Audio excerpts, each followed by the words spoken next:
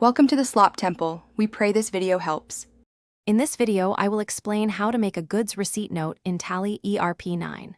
First, navigate to the gateway of Tally. From there, select Inventory Vouchers to begin the process. This initial step is crucial for accurately recording incoming goods. We will cover each stage, ensuring you understand how to maintain precise inventory control and financial transparency within your system. Let's get started with the practical steps. To access the receipt note voucher, start at the gateway of Tally. Next, select Inventory Vouchers from the main menu. Once inside, you will find the option for Receipt Note. You can activate it by pressing the Alt key combined with the F9 key, or simply click the corresponding button on the side panel. This action will open the dedicated voucher entry screen, ready for you to input the details of your received goods.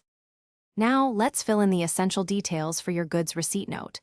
Begin by entering the supplier's invoice number and the date of the invoice. Then, select the correct party's ledger account, which represents your supplier. After that, choose the appropriate purchase ledger. For each item received, specify the exact quantity, the rate per unit, and the total amount.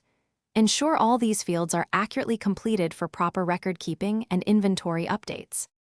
Once all the details are entered, save your goods receipt note.